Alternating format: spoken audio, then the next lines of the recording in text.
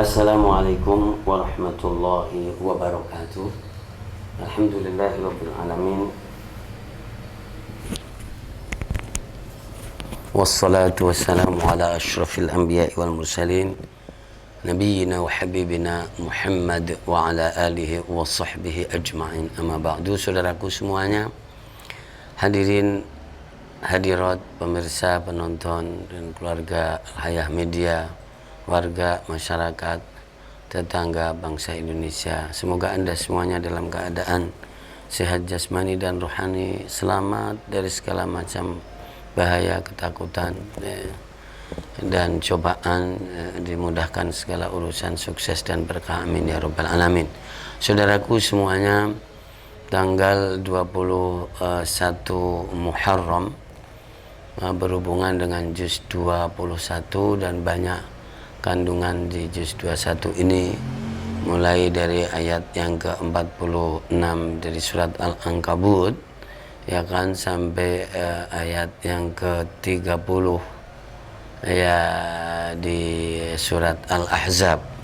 Jadi banyak kandungannya. Ada surat Al-Ahzab sebagian, dan kemudian ada surat Alif Lam Mim Sajdah, ada surat Luqman, ada surat Roma atau Ar-Rum, ya, kemudian ada surat Al-Ankabut. Sedikit bisa memberikan catatan harian, yaitu terkait dengan manusia, ya kan. Manusia adalah spesies atau makhluk ciptaan yang bisa dibentuk. Ya, dan memang ada pepatah juga, al-insanu hayawanun natiq, al-insanu hayawanun nami, al-insanu hayawanun mufakkir. Manusia itu adalah jadi makhluk yang tumbuh berkembang, yang berakal dan yang berfikir. Nah, maka kita membuat catatan di sini. Jadi manusia adalah ciptaan yang bisa dibentuk. Ya. Kita lihat di surat Roma, surat Ar-Rum, ini ayat yang ke-54. Allahul ladzi khalaqakum min dha'fin thumma ja'ala min ba'di dha'fin quwwah thumma ja'ala min ba'di quwwatin dha'fan wa shaybah yakhluqu ma yasha'u wa huwal alimul qadir. Jadi ayat ini indah, jadi menyorot bagaimana proses dan tahapan manusia, yaitu diciptakan oleh Allah dari sesuatu yang lemah atau dalam kondisi yang lemah, kemudian diikuti dengan situasi dan kondisi yang kuat, ya, dan sampai kepada puncak kekuatannya, dan setelah itu menjadi lemah, dan setelah itu menjadi dha'fan wa syaibah, yaitu menjadi beruban dan syaikhukhah, dan kemudian hilang. Jadi mulai tahapan yang ini, dari rendah kemudian sampai ke atas puncaknya dan akan kembali berangsur-angsur. Ini adalah tahapan yang bisa dilihat, ya kan. Yang tidak bisa dilihat maka ada maddahnya, maddah khomnya. Jadi maddah khom ada materi aslinya, yaitu tidak masuk di sini, yang tapi disebutkan juga di Al-Quran bahwa dari sari pati tanah, min sulalatin min tin, ya kan, dari saripati tanah. Nah, dan ini sangat menentukan. Jadi saripati ini ada, dan tanah itu sangat beragam. Ada tanah yang batu, ada tanah yang gembur, ada tanah yang subur, ada tanah yang mengandung emas, ya kan, batu bara, macam-macam. Nah, jadi ini adalah masalah tanah. Nah, saripatinya itu adalah jadi manusia, dan kemudian bisa berproses, jadi dibentuk oleh Allah Subhanahu wa taala, jadi menjadi sperma, dan ini masih menjadi perubahan benda asli, ya kan. Kemudian baru makhluk yang lemah. Nah, yang lemah ini adalah ketika berbentuk janin, ya kan. Berarti sudah perpaduan antara jadi sperma, maka kemudian menjadi bentuk lain. Makanya kalau dalam Al-Quran disebutkan pula summa ansha'nahu khalqan akhar, summa ansha'nahu khalqan akhar, ya kan. Bisa dilihat juga di surat Al-Mu'minun, ya kan, laqad khalaqnal insana min sulalatin min tin, ayat yang ke berapa, 12. ya kan? Jadi prosesnya ini menjadi makhluk yang lain. Nah, kalau dilihat tahapan-tahapan ini semuanya, jadi menunjukkan manusia adalah makhluk yang bisa dibentuk dari tanah, kemudian menjadi saripati tanah, menjadi sperma, kemudian menjadi janin. Nah, janin ini namanya khulqun akhar, makhluk yang lain karena sudah berubah di sini, tapi kondisinya lemah. Nah, kemudian dari janin ini berproses yang luar biasa, ya kan, dan manusia tidak tahu dan tidak merasakan itu, tapi Maha Agung Allah Subhanahu wa taala merakit, melengkapi, ngasih sendi, ngasih tulang, kemudian ngasih kuku, ngasih untu, ngasih gigi, ngasih mata dan seterusnya, lalu kemudian menjadi laqad khalaqnal insana fi ahsani taqwim, mulai jadi itu di umur 4 bulan di janin itu, ya kan, kemudian ada ruhnya. Maka 4 bulan ini untuk perampingan, perimbangan itu membutuhkan waktu 2 bulan. Jadi maka waktu melahirkan jadi perempuan atau janin itu lahir itu adalah 6 bulan 1 hari.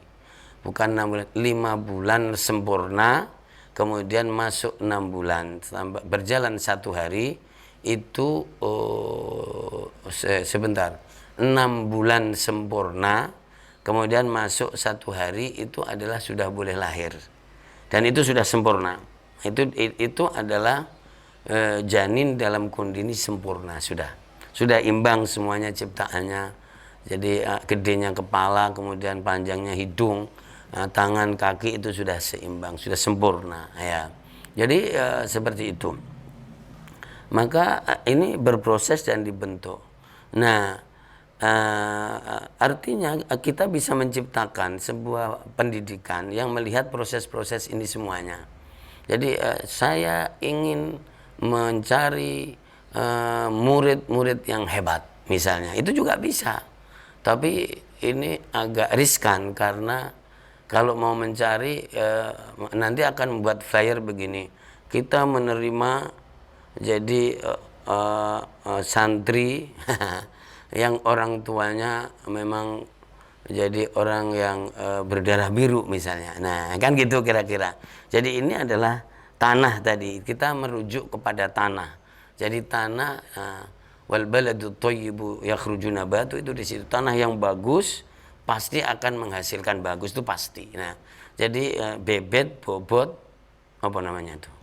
Itu orang tua suka ngomong begitu, bobot, bebet, apa-apa begitu itu. Nah, ini di sini ini letaknya. Jadi itu namanya bibit unggul. Nah, gitu. Nah, tapi ini sangat riskan gitu. Riskan itu artinya menyinggung orang. Gitu. Nah, makanya pendidikan suka tidak dilakukan dari sini. Nah, pendidikan ini pendidikan khusus lah biasanya. Kemudian pendidikan yang ada di janin itu juga tidak, itu masih urusan pribadi, ya kan. Makanya banyak yang unik itu, ada ibu yang suka puasa Senin Kemis di saat hamil, maka anaknya tahu-tahu bagus, ya kan. Meskipun dulunya sebetulnya tanahnya nggak terlalu bagus, ya kan.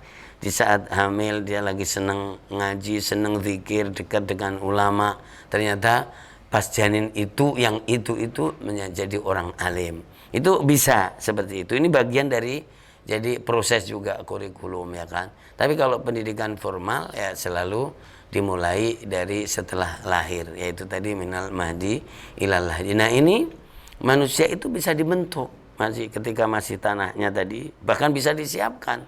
Makanya itu cari mantu yang baik, carian yang baik itu kan di sini letaknya, ini nyiapin kan di sini ini, ya kan. Kemudian terus berproses. Nah, cuman memang yang dominan adalah jadi ketika sudah lahir, ya.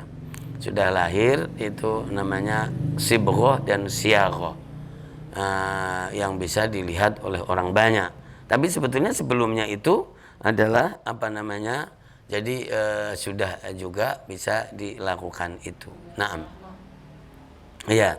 Nah, ini untuk mewujudkan bahwa al-insanu makhluk, ya kan. Jadi manusia adalah ciptaan yang bisa dibentuk. maka kapanpun masih bisa dibentuk, bahkan sampai jadi nanti lansia pun itu masih bisa dibentuk. Nah gitu, masih bisa dibentuk untuk dibuatkan milieu yang bagus. Karena barangkali dia sudah lemah, kan sesuai dengan Al-Quran, do'fan wa syaibah, sudah lemah. Jadi pikirannya, ingatannya kadang kembali kepada bayi. Tapi ketika dibuat milieu yang bagus, jadi milieu lansia, jadi kayak miliunya bayi, maka bisa juga dia. Jadi begitu. Nah inilah artinya, jadi mensibgho dan mensiagho manusia. Al-insan, jadi manusia adalah makhluk yang bisa dirubah dan makhluk yang bisa dibentuk. Jadi yang merubah minimal ada 3 unsur. Tentu ada perubah, di situ adalah guru dan pendidik. Jadi 2 ada perangkat, jadi milieu tadi. Jadi untuk merubahnya, dan termasuk di dalamnya jadi materi, ya kan. Kemudian yang ketiga adalah ada unsur waktu, time. Jadi ketika ada orang sangat keras di milieu yang kemarin atau di tahapan yang kemarin, maka bisa berubah total di tahapan berikutnya ketika 3 hal ini terpenuhi. Dia mempunyai pendidik atau sosok teladan yang dia kagumi, cocok, kemudian lingkungannya mendukung, ya kan, kemudian waktunya cukup, bahkan ada istilah brain washing. Jadi orang dirubah total, dari keluar dari yang sebelumnya itu bisa, ya. Nah, siap, saya kira. Jadi jadilah manusia yang bisa dibentuk menjadi sempurna dan menjadi lebih baik. Itu saya kira yang bisa disampaikan. Wallahul muwaffiq ila aqwamit thoriq. Wassalamualaikum warahmatullahi wabarakatuh.